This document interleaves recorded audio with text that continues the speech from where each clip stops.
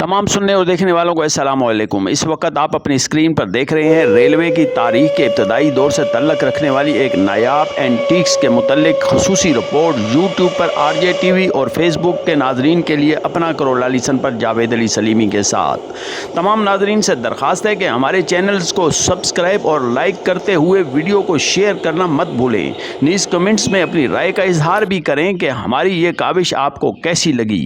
इसमें कोई शक नहीं कि दौर जदीद में आज का इंसान बिलखसूस नई नस्ल अपनी मौजूद या गुजरी नस्ल की निस्बत मालूमात पर ज़्यादा दस्तरस रखती है, लेकिन ये भी हकीकत है कि इस दौर का नौजवान वही मालूमात हासिल कर सकता है जिस तक इसकी पहुँच या रसाई मौजूद है। अगर आज का नौजवान ख्वाहिश रखता है या सोचता है कि वो मुद्दतों पहले डूबे किसी जहाज़ या दुनिया की पहली आबादी के मकीनों के मुतल्लिक मालूमात हासिल करे तो इसके पास अपनी ख्वाहिश की तकमील के लिए 90 की दहाई से कबल के अफराद की निस्बत बेहतर हालात और वसाइल मुयस्सर हैं। लेकिन ये बात भी अपनी जगह अहम है कि अगर कोई नौजवान अपनी मौजूदा मसरूफियात या हाबीज़ का मुकाबला 90 की दहाई से कबल के किसी नौजवान तबका से करना चाहता है तो मैं दावे से कह सकता हूँ कि 90 की दहाई से कबल का नौजवान आज के मोबाइल ज़दा नौजवान से काबिलियत और जस्तजू में बहुत बेहतर सलाहियत का मालिक रहा है। इस वक्त सोशल मीडिया पर जो मालूमात मैसर हैं वो इन्हीं नौजवानों की काविशों की बदौलत हैं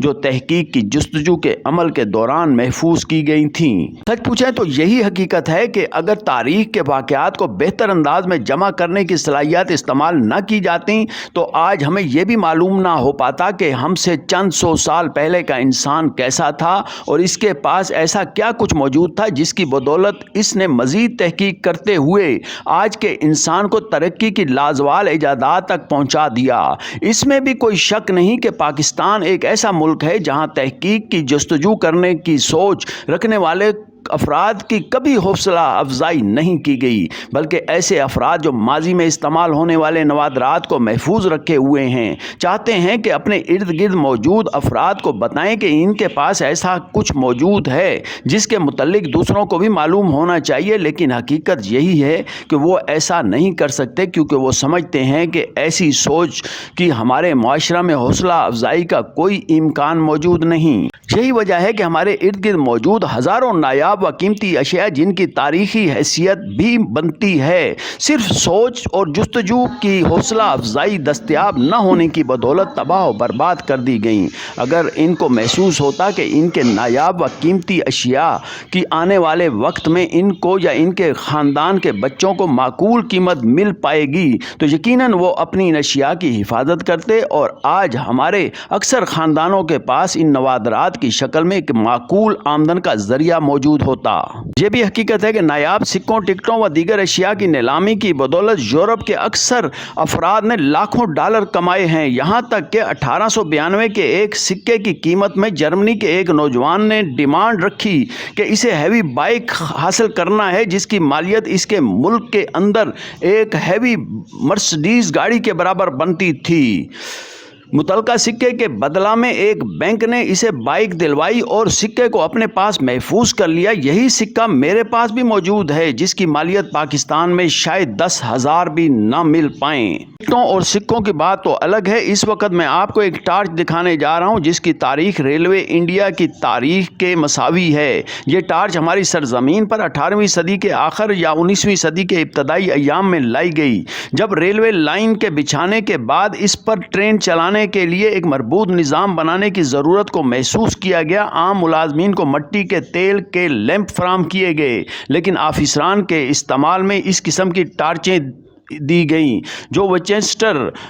ट्रेडमार्क यूएसए की बनाई गई थी। ये 3 बल्बों वाली टार्च फराम की गई जिसमें एक बल्ब आम इस्तेमाल के लिए था, लेकिन बकिया 2 बल्ब, एक सब्ज़ रंग का जिसका मकसद ट्रेन को चलने का इशारा देना था और दूसरा रेड कलर का जिसका मकसद मुतवक्का ख़तरे की निशानदेही या किसी और मकसद के लिए ट्रेन को रुकने का इशारा देना था। इस टार्च की साख्त पर नज़र डालें तो हमें इसमें 3 बल्ब और इनको चलाने के लिए 3 बटन नज़र आते हैं जिनकी मदद से मुतलका बल्ब को ऑन ऑफ آف کیا جا سکتا ہے۔ لیکن یہی نہیں، ان 3 بٹنوں کے عین اوپر 3 گول اور چھوٹے سائز کے بٹن بھی لگائے گئے ہیں جن کی مدد سے ان آن کیے گئے بلب کی روشنی کو اشارہ کے لیے آن یا آف کیا جا سکتا ہے۔ یہی نہیں، ان تینوں آن آف کرنے والے بٹنوں کے عین نیچے ایسا ہی ایک چھوٹا گول بٹن موجود ہے جس کے دبانے سے اوپر موجود تینوں آن آف کیے جانے والے بلب کو ضرورت کے مطابق آن آف کیا جا سکتا ہے۔ ٹارچ میں 3 بلب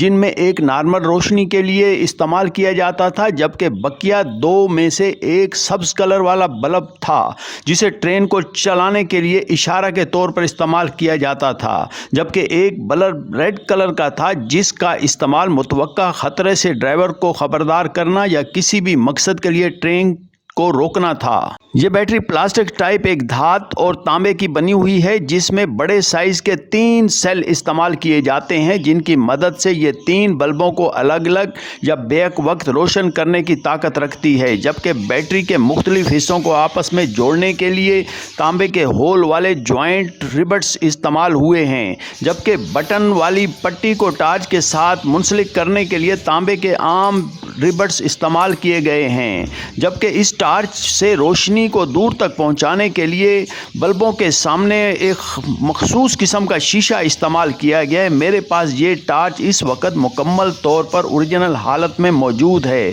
لیکن اس میں موجود 3 بلب جو چوڑی والے ہیں اس کے اندر موجود نہیں ہیں۔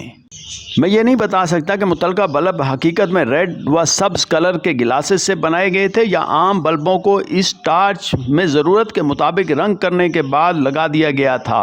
میری معلومات کے مطابق اس ٹارچ میں جو بھی بلب موجود تھے ان پر مطلوبہ کلر کے مطابق پارا ٹائپ کلر استعمال کیا گیا تھا، جو خراب ہونے کی صورت میں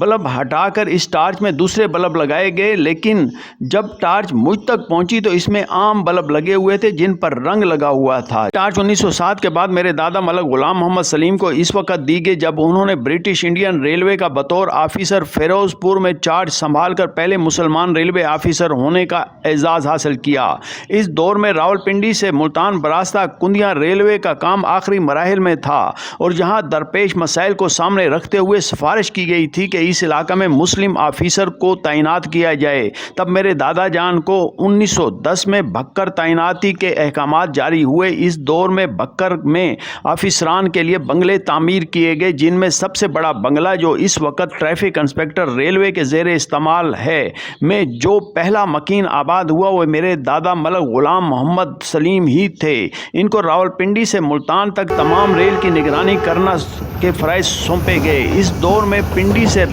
ملتان تک صرف ایک ٹرین چلائی جاتی تھی جسے ڈبوں کا نام دیا جاتا تھا، جبکہ آرمی سے متعلقہ ساز و سامان کی نقل و حرکت کے لیے ہفتہ وار ٹرینوں کی آمد و رفت جاری رہتی تھی۔ ان ٹرینوں کو چلانے کے لیے اسٹیم انجن استعمال کیے جاتے تھے۔